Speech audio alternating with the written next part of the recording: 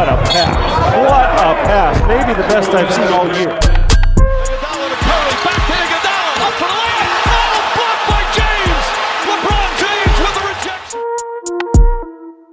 Bonjour à toutes et à tous et bienvenue dans ce premier épisode du podcast Polyvalent. Je suis très heureux de lancer ce nouveau contenu. J'espère que vous prendrez autant de plaisir en l'écoutant que j'en ai pris pour le faire. Pour ce premier épisode, petit rappel de ce qu'est le podcast Polyvalent. C'est votre dose mensuelle, voire bimensuelle, d'ubiquité basketballistique. Dans cette émission, je vous présente les plus grands joueurs all-around de l'histoire. Mais pas que. Dans de futurs épisodes, je vous parlerai également de grands matchs all-around, ou de sujets plus généraux sur la polyvalence dans le basketball. Sans plus tarder, rentrons dans le vif du sujet de ce premier épisode. Maurice Stokes. Sa vitesse, ses capacités à la passe et son intelligence de jeu étaient juste incroyables. Quand j'ai vu jouer Magic Johnson pour la première fois, cela me rappela Maurice. Vous devez comprendre que Stokes mesurait 2m01 et pesait 105 kg. Il pouvait manier la balle comme un meneur et prendre des rebonds comme un pifou. Ce ne sont pas mes mots, mais ceux de Johnny Most, commentateur légendaire des Celtics à la radio pendant quasiment 40 ans, de 1953 à 1990. Stokes n'était pas un Celtic, mais un Royal. Si Johnny Most, commentateur, voire adorateur des Celtics, adoube un joueur adverse comme ça, c'est que c'était un sacré joueur. Maurice Stokes naît en 1933 à Rankin, dans la banlieue de Pittsburgh. Il grandit dans une famille de 4 enfants. Son père travaille dans l'acier et sa mère en tant que domestique. La famille ne roule pas sur l'or, loin de là. Dans cette Amérique ségrégationniste, ce n'est donc pas tous les jours la joie pour le petit Maurice. Il se réfugie donc dans le basketball, où il joue régulièrement aux playgrounds de Mellon Park. Là-bas, il rencontre dès son plus jeune âge Charles Chuck Cooper, l'un des premiers joueurs afro-américains de l'histoire NBA, et un certain Jack Twyman. Les parties y sont âpres, le niveau est relevé, le contexte est parfait pour Maurice Stokes, qui progresse tous les jours. Il faut dire que le natif de Rankin a les qualités physiques pour 2m01 pour une centaine de kilos. Sa taille et son poids, alliés au travail qu'il abat, font de lui un titulaire de son équipe de high school à partir de sa 3e année. Dans son sillage, l'équipe de la Westinghouse High School remporte le titre local en 1950 et en 1951. Après ces 2 triomphes, Stokes quitte son lycée pour le St. Francis College à Loretto, dans sa Pennsylvanie natale. Lors de son 3e match universitaire pour les Red Flash, Maurice Stokes fait étalage de son talent. 32 points et 28 rebonds contre la belle équipe de Villanova. Après une saison réussie pour l'ailier fort, qui aide sa fac à atteindre un bilan de 24 victoires pour 7 défaites, certaines équipes ne veulent plus jouer contre San Francisco. Pourquoi me direz-vous ? Tout simplement parce que Maurice Stokes est trop fort. Le coach Honey Russell de l'université de Seton Hall a même dit aux responsables basket de San Francisco « On ne jouera pas contre vous tant que vous avez Stokes ». En 1953 et en 1954, Stokes continue d'écraser les rencontres universitaires. En 54, il tourne en 23 points et 22 rebonds par match. L'année 1955, sa dernière à l'université, sera un tournant dans sa carrière. Son équipe est invitée pour le National Invitation Tournament. Avant que la March Madness ne l'éclipse, le NIT était le tournoi de basketball universitaire le plus prestigieux. Au premier tour, St. Louis élimine Seton Hall. Le coach Honey Russell avait bien raison d'avoir peur de Maurice. En quart de finale, Stokes et son équipe éliminent Holy Cross. Malheureusement, en demi-finale, les Flyers de Dayton élimineront de valeureux Red Flash après prolongation. Stokes a pourtant tout tenté dans ce match, avec ses 43 points et 19 rebonds. Dans le match pour la médaille de bronze, St. Louis sera trop juste contre Cincinnati et Jack Twyman. Tiens donc, encore ce Twyman. En lot de consolation, Stokes remporte le trophée de MVP et se voit proposer une grosse offre de 15 000 $ pour rejoindre les Harlem Globetrotters. Mais il refuse cette proposition afin de rejoindre la NBA. Les Rochester Royals, qui deviendront bien après les Sacramento Kings, le sélectionnent avec le 2e choix de draft. Pour sa première saison, la 1955-56, Stokes impressionne. 16,8 points, 16,3 rebonds et 4,9 passes décisives par match. Dès son premier match, il mit les choses au clair. 32 points, 20 rebonds et 8 passes décisives. Salut les gars, je suis Maurice Stokes, j'ai 22 ans, je n'ai pas peur de vous et je vais vous exploser. Rapide, physique, technique, il éclabousse la ligue de son talent. Excellent rebondeur, bon playmaker, doté de belles qualités de passe, Maurice est tout à fait capable de remonter la balle comme un meneur et de trouver ses coéquipiers en transition.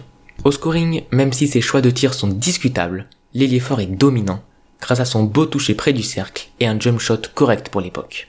C'est le profil typique du point forward que l'on connaît aujourd'hui, un Charles Barkley ou un Karl Malone avant l'heure. Bob Cousy dit même de Maurice Stokes que c'est Karl Malone avant l'heure avec plus de finesse. Ni mauvais ni excellent défenseur, Stokes s'appuie sur ses qualités pour intimider, contrer et ne laisser aucun rebond à ses adversaires. All-Star et membre de la All-NBA Second Team, il est élu Rookie de l'année et est déjà le meilleur rebondeur de la ligue. Toutefois, les Royals ratent les playoffs, finissant 8e et dernier de la ligue. Sa saison de sophomore est un copier-coller de sa saison rookie. Sa 3e saison est sa meilleure en carrière, réalisant ses career highs dans toutes les catégories statistiques et emmenant les Royals, désormais basés à Cincinnati, en playoff. Les Royals se font éliminer 2-0 contre les Detroit Pistons, mais cette sortie de route est superficielle par rapport à ce qu'il se passe en coulisses. Lors du dernier match de la saison contre les Minneapolis Lakers le 12 mars 1958, Stokes se tape la tête par terre après être passé au-dessus de Vern Mikkelsen, 2m01. Il est KO, inconscient, pendant de longues minutes.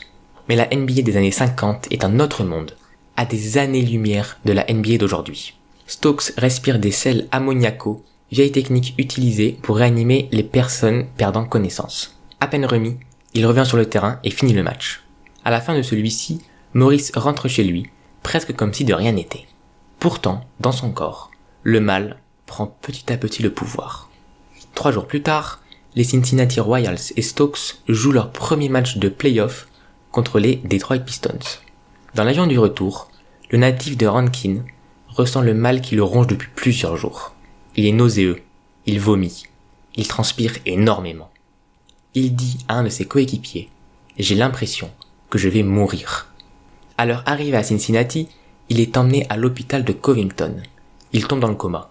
2 mois plus tard, Maurice Stokes se réveille complètement paralysé.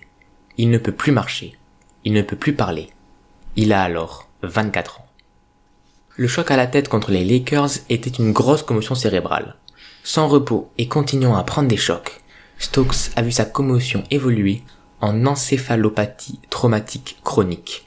À cause de cette grave maladie, Maurice n'a plus que l'esprit et la conscience qui fonctionnent, ainsi que ses yeux, grâce auxquels il communique par un simple clignement d'œil lors du défilement de l'alphabet. Dans cet enfer qu'est devenu sa vie, un ange gardien apparaît, ou plutôt apparaît au grand jour. Jack Twyman. Adversaires de playground dans leur jeunesse, puis d'université dans leur fin d'adolescence, Twyman et Stokes sont devenus coéquipiers et amis au Rochester, devenu Cincinnati Royals. Jack a été sélectionné au 8e choix de la même draft que Maurice. Alors que son ami avait explosé dès sa saison rookie, Twyman prend un peu plus de temps puisqu'il devient All-Star à sa 2e saison. Il accompagne également Stokes au All-Star Game de l'année suivante, lors de laquelle Twyman finit la saison avec le meilleur pourcentage au tir de la ligue, 45%. Oui, 45%. Ah, c'est une autre époque, que voulez-vous. En plus d'être un très bon joueur, Jack Twyman est également un très bon ami et une très bonne personne. Les frais médicaux de Stokes s'élèvent à $100 000 par an. Le propriétaire des Royals refuse d'aider Maurice Stokes en le coupant. Ce n'est pas comme dans la NBA d'aujourd'hui. Quand le joueur est coupé, il ne reçoit pas son salaire. Alors, quand la famille Stokes n'avait plus d'argent pour payer, Jack s'est directement proposé pour l'aider. Malgré un salaire de $15 000 par an, il essayera tout. De ses connexions dans les assurances pour débloquer une pension, jusqu'à devenir son tuteur légal grâce à une loi dans l'Ohio, en passant par l'organisation annuelle d'un match de charité dans les hôtels de Milton Kutcher avec la crème de la crème du basket de l'époque, Will Chamberlain, Oscar Robertson ou encore Lou Alcindor, il donnera tout ce qu'il peut pour aider son ami. Bien sûr, Twyman ne l'aidera pas uniquement financièrement, puisqu'il lui rend visite très régulièrement à l'hôpital. Et alors que l'on pourrait penser que c'est Jack qui remonte le moral à Maurice, c'est en fait le contraire. En 12 ans, je ne l'ai jamais vu avoir un mauvais jour. Je ne l'ai jamais vu perdre le sourire sur son visage.